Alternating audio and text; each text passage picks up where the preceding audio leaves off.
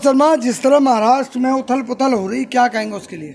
देखिए, मैं आपको एक बात बताता हूं, जिस तरीके से पहली बार इस देश की सरकार में, इस देश में एक नया ट्रेंड देखने को मिला है। वो ट्रेंड ये है कि एक प्रदेश के अंदर एक मुख्यमंत्री और कई उप मुख्यमंत्री बन गए। यानी कहने का मतलब ये कि एक सीएम और 2 डिप्टी सीएम आपको देखने को मिल चुके हैं। अब तक कुल मिलाकर महाराष्ट्र के अंदर टोटल 3 मुख्यमंत्री हो चुके हैं और अब इंतजार है चौथे का। देखते रहिए, बहुत जल्द मुख्यमंत्री जो है वो चौथा मुख्यमंत्री भी महाराष्ट्र को मिल जाएगा। लेकिन याद रखिएगा कि इन चारों का एक साथ ही इस देश की जनता जो है वो समापन करेगी, क्योंकि इस देश की जनता देख रही है, इस देश की जनता ने, यानी महाराष्ट्र की जनता ने जो माइंडेट दिया था वो दिया था उद्धव ठाकरे को। लेकिन जिस तरीके से उद्धव ठाकरे की सरकार रातों रात गिरा दी जाती है, न जाने कौन सा डर होता है, सीबीआई का डर होता है, ईडी का डर होता है, आईबी का होता है, आईटी का होता है, या पैसा कमाने का शोर होता है, पैसा कमाने का जोश होता है, ये समझ में नहीं आता, जिस कारण रातों रात सरकार गिरा दी जाती है और एकनाथ शिंदे को मुख्यमंत्री बना दिया जाता है। अब आपने जी, मैं आपको एक चीज बता, गठबंधन का कुछ नहीं होगा। गठबंधन का क्या होगा? नहीं, मीडिया में चल रहा है कि अब बिहार की भी बारी है। नहीं, गठबंधन का क्या होगा? एक बात आप मुझे बताइए, अजीत पवार जो हैं, अजीत पवार तो गए नहीं थे गठबंधन में। गठबंधन में तो शरद पवार गए थे, ठीक है। और दूसरी बात यह कि एनसीपी जो है, एनसीपी अभी भी गठबंधन में है। एनसीपी यानी शरद पवार अभी भी गठबंधन में है। तो किसी पार्टी के नेता के जाने से, और दूसरी बात यह कि अब तक ईडी और सीबीआई की जिन नेताओं के ऊपर जांच बैठी, मुझे और देश की जनता को यह नहीं पता कि कितने नेताओं को अब तक सजा हुई है। लेकिन यह सबको पता है कि वो सारे नेता भाजपा ज्वाइन कर चुके हैं। ये सबको पता है। जिसके ऊपर सीबीआई और ईडी की जांच बैठी वो बीजेपी के दरकिनार बैठ गया। लेकिन अभी कहा जा रहा है कि जो बिहार में गठबंधन हुआ था वो कहीं ना कहीं फेल हो चुका है। नहीं, कोई फेल नहीं हुआ। क्या फेल हुआ है? दूसरी बात ये, एक बात मैं अजीत पवार को बोलना चाहता हूं कि माननीय अजीत पवार जी, आप एक सम्मानित नेता हैं। आपको महाराष्ट्र की जनता ने इतना प्रेम दिया, इतना सम्मान दिया, इतना मान सम्मान दिया, उसके बाद भी आप महाराष्ट्र की जनता के माइंडेट को ठुकराकर आप एकनाथ शिंदे जी के साथ में जाकर बैठ गए। मैं आपको कहना चाहता हूं कि क्या आपने ज्योतिरादित्य सिंधिया की हालत नहीं देखे? ज्योतिरादित्य सिंधिया को भारतीय जनता पार्टी का एक नेता नामर्द कहने का काम करता है। अब आप सोच कर देखिए कि जिस पार्टी के ही नेता उनकी इज्जत ना कर रहे हो तो बाकी लोगों से आप क्या उम्मीद और क्या आकांक्षा जताएंगे? दूसरी बात यह कि अभी कुछ दिन पहले आपने देखा होगा कि मुख्यमंत्री एकनाथ शिंदे और डिप्टी सीएम देवेंद्र फडणवीस के बीच में जो खटपट चल रही थी नहीं, वो लगातार अभी भी चल रही है। और महाराष्ट्र में अभी जितने नए नए मुख्यमंत्री तैयार हो रहे हैं, मैं तो पहली बार ऐसा देख रहा हूं कि भैया इतने डिप्टी सीएम तैयार हो गए, 2 डिप्टी सीएम तैयार हो गए। और एक बात जो देश के गृह मंत्री ने कही थी, आज मैं उसका उदाहरण आपके सामने दे देता हूं कि 12वीं करने के बाद जो 10वीं में एडमिशन लेगा उसको लैपटॉप दिया जाएगा। ये बात देश के गृह मंत्री ने कही थी, आप सभी को याद होगी, ठीक है। हाँ, मैं आपको वही बता रहा हूँ, इंटर के बाद में जो एडमिशन लेगा 10th में उसको लैपटॉप दिया जाएगा, ठीक है। एक बात आप मुझे बता देता हूं आपको, उसको कहते हैं डिमोशन होना। और आज महाराष्ट्र की राजनीति में पहली बार किसी नेता का डिमोशन होते देखा है हमने। प्रमोशन तो आपने सबका होते हुए देखा, लेकिन डिमोशन पहली बार देख रहे हैं। डिमोशन हुआ है देवेंद्र फडणवीस का। वो देवेंद्र फडणवीस जो सीएम की कुर्सी पर थे, उनका डिमोशन होकर वो डिप्टी सीएम बन गए हैं।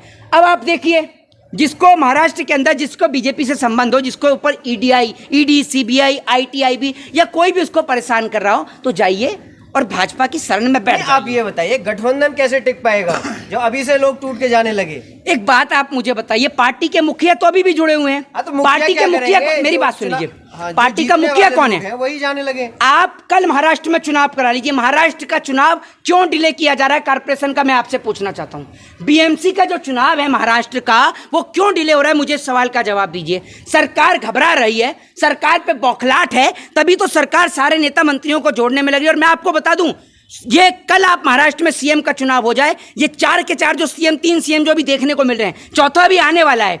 चौथा कौन आने वाला है ये सबको पता है। जिसके कान में दर्द होता है मस्जिद की अजान से, जो भौंपुओं को हटाने की बात करता है, हो सकता है बहुत जल्द वो भी आ जाए। तो चौथा सीएम भी महाराष्ट्र की जनता को मिलने वाला है। लेकिन एक साथ महाराष्ट्र की जनता इन चारों को भगाएगी, क्योंकि जो अपनी पार्टी का, अपने नेता का और अपने मुख्यमंत्री का नहीं हुआ, वो देश की जनता का कहां से होगा? और बहुत अच्छा इनका वो ऑपरेशन चलता है, ऑपरेशन लोटस के जरिए ये रातों रात देश के लोकतंत्र की धज्जियां उड़ा देते हैं।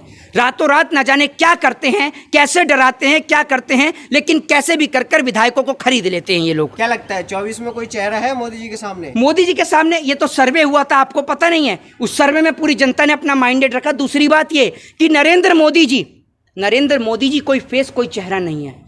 नरेंद्र मोदी जी के पास एक कुशलता है, एक ताकत है कि झूठ भी बोलेंगे तो बड़ी एकाग्रता के साथ बोलेंगे। और मोदी जी खड़े होकर बोलेंगे ना कि भैया 2 और 2 4 नहीं 3 होते हैं, तो अंधभक्त कल से उसी पर लड़ने लगेंगे कि 2 और 2 4 नहीं 3 होते हैं। तो मोदी जी क्या है, झूठ बोलते हैं। और विपक्ष के किसी नेता के पास, ये बात तो मैं दावे से कहता हूं कि विपक्ष के किसी भी नेता के पास झूठ बोलने की वो क्षमता, वो काबिलियत नहीं है जो झूठ बोलने की ताकत नरेंद्र भाई मोदी रखते हैं। नरेंद्र मोदी जी जैसा झांसा कोई नहीं दे सकता, कोई भी नहीं। जैसे 2 करोड़ का झांसा, रोजगार का झांसा, 15 लाख रुपए का झांसा, 15 लाख के बाद अभी 5 लाख रुपए का हेल्थ पैकेज का झांसा, ये आप समझिए। भ्रष्टाचारियों को लेकर भी बोला है मोदी जी ने, वो नहीं बताते आप? तो भ्रष्टाचारी कौन है? गारंटी नहीं, भ्रष्टाचारी कौन है ये मुझे बताइए।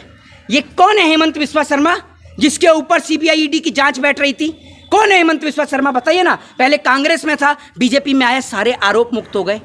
कौन है ये बताइए मुझे। मुकुल रॉय, शारदा चिटफंड घोटाले का आरोपी, जरा बताइए ना मुझे। कौन है शुभेंदु अधिकारी, बताइए तो। ये सारे करप्शन वाले लोग तो भाजपा में ही हैं। सारे करप्टेड लोग जितने भी हैं सब भाजपा के अंदर हैं। इनकी लिस्ट तो खोलिए भाई साहब। कल सरकार गई नहीं भाजपा की, और भाजपा के आज से ज्यादा नेता जेल के अंदर बंद नजर आएंगे। और इस करप्शन में सिर्फ नेता ही नहीं, इसके अंदर और भी लोग सम्मिलित हैं, बड़े बड़े कॉर्पोरेटर सम्मिलित हैं। और ये कॉर्पोरेटर्स और नेता, बिजनेसमैन और पॉलिटिशियन दोनों मिलकर इस देश को खोखला करने का काम कर रहे हैं। आज देश के प्रधानमंत्री जी को यह समझ में नहीं आ रहा कि टमाटर इतना महंगा हो गया है।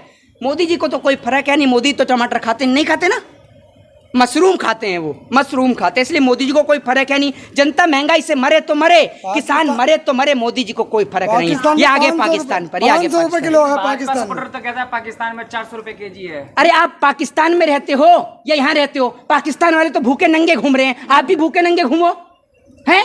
पाकिस्तान में तो सैन्य शासन चलता है, तो यहाँ भी सैन्य शासन चलवाओगे क्या? आप अपनी कंपैरिजन निचले स्तर से क्यों करते हो? आप अपनी कंपैरिजन यूएसए से करो, आप अपनी कंपैरिजन करो रशिया से करो, आप अपनी कंपैरिजन करते हो हमारे देश की कंपैरिजन करते हो पाकिस्तान से, जिसको, अरे सुन लीजिए, जिस देश को हमने बनाया आप हमारी कंपैरिजन उससे करते हो। एक बेटे की तुलना बाप से करते हो, आपको शर्म नहीं आती है? आपसे सवाल पूछो पाकिस्तान, आपने देखा नहीं अभी मोदी जी गए थे, मोदी जी का विरोध भी हो रहा है अमेरिका में, वो तो आपको दिखा नहीं। जब मोदी से सवाल करें, मोदी जी अंग्रेजी बड़ी अच्छी सीखते हैं, ये कौन सा कोचिंग सेंटर है, इसका प्रचार होना चाहिए, बड़ी अच्छी हाई प्रोफाइल अंग्रेजी बोलते हैं। मोदी जी का अंग्रेजी का तो कोई तोड़ नहीं है। आप जैसे लोग हैं जो कमियां देखते हैं, अच्छा हर चीज में कमियां निकालते हैं आप जैसे। तो नरेंद्र मोदी जी कर क्या रहे हैं अच्छे काम, जरा ये बताइए। एक बार मणिपुर होया है, वो तो शुक्र है मेट्रो में ये नहीं बोला अगला स्टेशन मणिपुर है, नहीं तो देश के प्रधानमंत्री पहले ही उतर के भाग जाते, मेट्रो से जाते ही नहीं। वो इसलिए गए कि रोड पे जाम ना लगे, पब्लिक को दिक्कत ना हो। अच्छा, तो एक काम करिए ना, सुन लीजिए, हर जगह ट्रेन चलती है, तो देश के प्रधानमंत्री जी हर जगह का दौरा जो है ट्रेन से ही करें। मध्य प्रदेश का चुनाव है, देखता हूँ सारी रैलियां ट्रेन से करेंगे, हेलीकॉप्टर से जाते हैं। भैया सुनिए, तो हेलीकॉप्टर से एक बात मुझे बताइए, ये जो कह रहे हैं दिल्ली में इतनी जगह प्रोग्राम करने जाते हैं ये देश के प्रधानमंत्री जी, तो मेट्रो से ही जाते हैं?